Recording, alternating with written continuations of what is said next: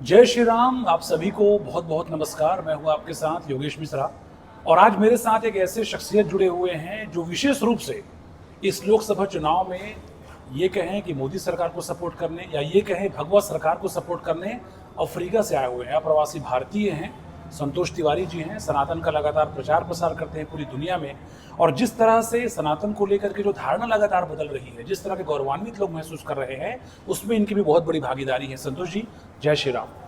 जय जय श्री राम, जय जय श्री राम। आप लोकसभा चुनाव के दौर में यहाँ पहुँचे हुए हैं। आज लोग, मैं देखता हूँ, छोटे दुकानदार हों, बड़े व्यापारी हों, अपना पूंजी बढ़ाने के लिए, इनकम बढ़ाने के लिए प्रयासरत रहते हैं, लेकिन आप जो है अपने रोजगार को छोड़ के, व्यापार को छोड़ के आप अफ्रीका से आकर छत्तीसगढ़ क्यों आए? इस चुनाव में भारत क्यों आना पड़ा आपको? देखिए, बड़ी सिंपल सी बात है। हम राम जी की गिलहरियाँ हैं जी। राम जी की गिलहरी का जो छोटा योगदान होता है, बस हमारा अपना गिलहरी योगदान देना है लोकतंत्र के इस सबसे बड़े उत्सव में। हमें ऐसा लगता है कि साल में 365 दिन में 300 दिन तो हम अपना काम कर ही रहे हैं, अपने लिए काम कर रहे हैं। बिल्कुल। जब कभी ऐसा चुनाव का समय आता है और हमें ऐसा लगता है कि जब हमारा राजा या हमारी जो सरकार है, जब वो एक मजबूत सरकार और एक धर्मनिष्ठ सरकार, एक राष्ट्रनिष्ठ सरकार बनेगी, तो उससे पूरे देश समाज का भला होगा और इससे हमारा और हमारे आने वाली संततियों का, हमारे बच्चों का भला होना ही है। अब रही बात कि मैं अफ्रीका से यहाँ क्यों आया हूँ, दिल तो हिंदुस्तानी ही है तो हम यहीं से टी-शर्ट जन्म तो दिखाइए, यहीं इस हुआ। दौरान टी-शर्ट दिखाइए इनका। गोविंदा भाई जूम करिए, देखिए यहाँ पे कमल का निशान है जिस पर भाजपा के लोग अपील करते हैं कि इस पे आपको बटन दबाना है और प्रधानमंत्री जी की फोटो यहाँ पर है और ये एक शब्द लिखा हुआ है। पर वो करिए, क्या लिखा है? मोदी टेना। ऐसा मोदी सेना में सुना, मोदी टेना क्या होता है?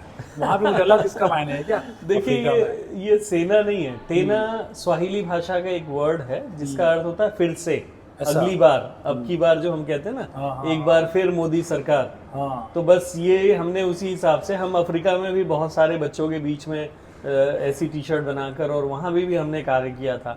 वहाँ पर भी हम लोगों को प्रोत्साहित करते हैं कि जो लोग अप्रवासी भारतीय हैं, जो भारत में अभी भी जिनकी भारत की नागरिकता है, जी। वो प्रयास करें कि अपनी छुट्टियां ऐसे समय में लें और भारत जाएं और अपने चुनाव के दिन में अपना मतदान देकर आए। जिसे भी आपको मतदान देना है। मेरा इस बार भी, मैं 2014 के चुनाव प्रचार के समय में भारत आया था। चुनाव के समय में पूर्वांचल में, वाराणसी में प्रचार के लिए गया था 2019 में, 2017 में, 2022 में और 2023 में। अभी छत्तीसगढ़ के चुनाव में भी मैं आया था।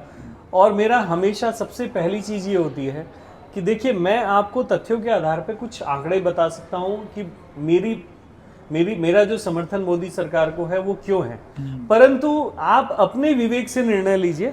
और सबसे बड़ी चीज, अपना एक दायित्व है कि आप भारत के नागरिक हैं तो सबसे पहले तो वोट डाल के आइए।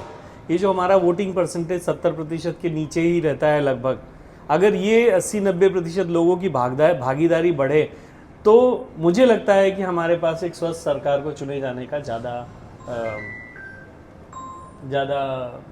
वो रहेगा। बिल्कुल। एक बड़ा तबका ऐसा भी है, हम देखते हैं संतोष जी, कि जो चुनावी रैलियों में जब जाते हैं तो वो लोग रोज का अपना रोजी का पूछते हैं कि मुझे अगर जाऊंगा झंडा उठा के तो मुझे क्या मिलेगा। ऐसे लोगों से आप क्या कहेंगे? क्योंकि हम देखते हैं कि जैसे आप आए हैं तो आपके ऊपर एक दायित्व है राष्ट्रवादी होने का, एक देशभक्त होने का, एक भारतीय होने का। तो जो ऐसे लोग हैं जिनको ये लगता है कि आज मुझे 200-300-500 रुपये मिल जाएगा और उसके बाद पता चले कि 5 साल फिर उनको नेताओं के पीछे संघर्ष करना पड़ता है अपने काम को लेके, अपने अधिकार को लेके, तो इनसे आप क्या कहेंगे कि वो लोग वोट डालने भी जाएं और इन सब चीज़ों को, छोटी चीज़ों को अवॉइड करें, देश हित में सोचे ताकि अपना अधिकार भी वो मांग सकें? देखिए, अगर हम अपने राजा की बात करें, प्रधानमंत्री मोदी जी 11 साल मुख्यमंत्री थे, 10 साल प्रधानमंत्री रहे हैं। आज उनका एक अपना स्वयं का घर भी नहीं है। जी।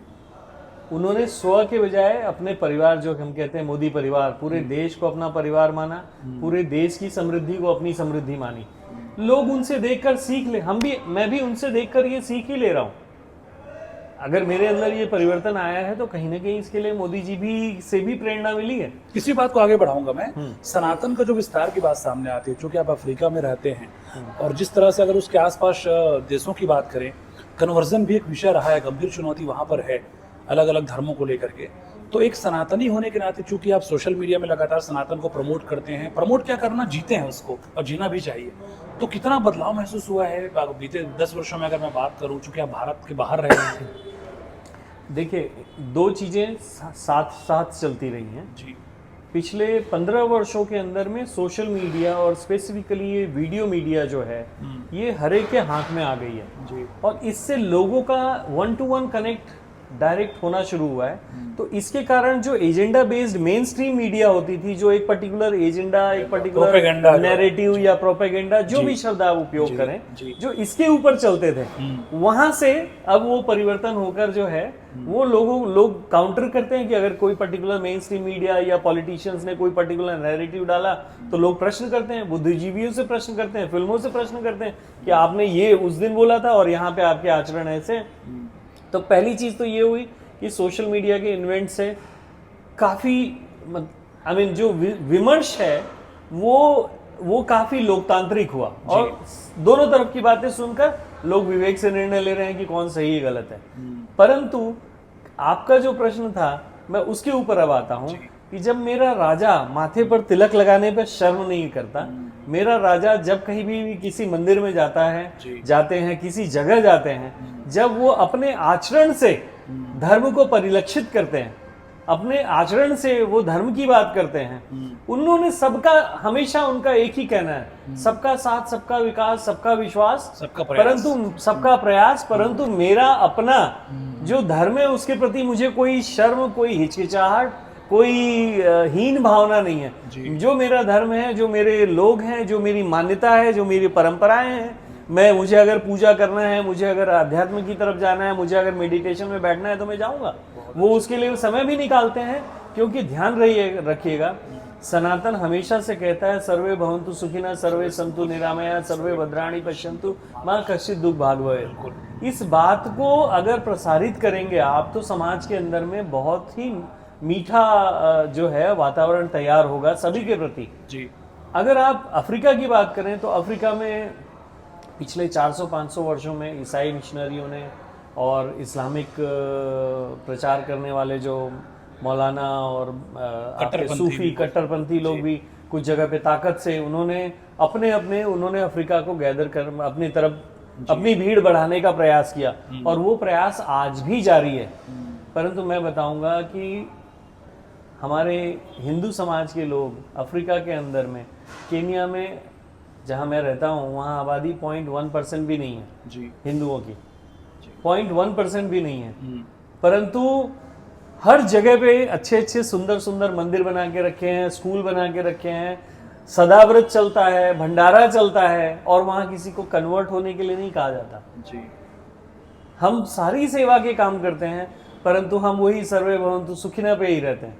तो ये एक बहुत बड़ा जो देखने में आया। मैं पिछले 20 वर्षों से अफ्रीका में रह रहा हूँ, पूरे वैसे तो विश्व में भ्रमण करता रहता हूँ, लेकिन अफ्रीका में लगभग करीब 20 देशों में मैं पैदल चला हूँ और जो मैं देख रहा हूँ कि जो पहले लोगों का, वहाँ की सरकारों का भारतीय मूल के अप्रवासी भारतीयों के प्रति जो दृष्टिकोण था वो पिछले 10 वर्ष में न सिर्फ अफ्रीका में बल्कि मिडिल ईस्ट में, यूरोप में, एशिया के देशों में बहुत ज्यादा परिवर्तन आया। आप सोचिए आज जो है विश्व के बड़े बड़े राष्ट्राध्यक्ष मोदी जी को अपना दोस्त बनाने के लिए, उनके लिए आने के लिए उनकी प्रशंसा करते हैं खुले रूप में और भारत को एक विश्व शक्ति के रूप में मान रहे हैं। इसका प्रभाव है जी। इसका प्रभाव है कि आज आपका सेंसिटिव इंडेक्स 75,000 को क्रॉस कर रहा है, कल 1 लाख भी पहुंच जाएगा।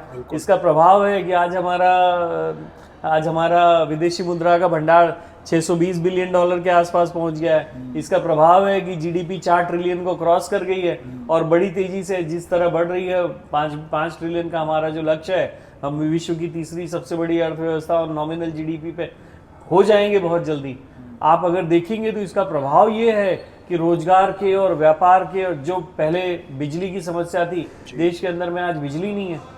मैं आपको कहता हूँ 15-20 साल पहले जब भारत से के बाहर के लोग भारत में आते थे तो बड़ी ही मतलब गंदगी का माहौल था। जो प्रधानमंत्री ने स्वच्छ भारत का अभियान चलाया, उसने बहुत बड़ा परिवर्तन लाया। घर घर में जो टॉयलेट नहीं थे पहले, मतलब ये देखकर अच्छा लगता है कि आप सड़क पर जाओ और वहां पर लिखा होता है ODF, open defecation free village.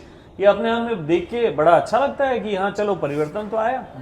और आज डिजिटल मीडिया देखिए, भारत के अंदर में सबसे सस्ता डिजिटल आपको इंटरनेट है और आज एक गांव में बैठा हुआ व्यक्ति दुनिया की सारी जानकारी अपने फोन के ऊपर में देख लेता है। उसको उसके किसान इससे संबंधित जो भाव, उसके प्रोडक्ट का प्राइस क्या है, वो अगले 7 दिन के मौसम का हाल देख लेता है घर में बैठे हुए, उसको कहीं जाने की जरूरत नहीं है। सही।